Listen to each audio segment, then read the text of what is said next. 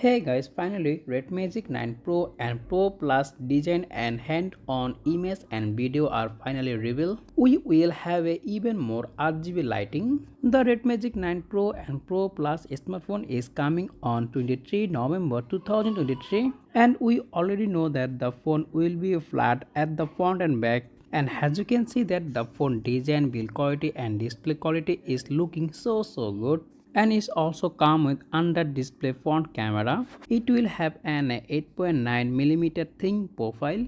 It also have a active cooler fan.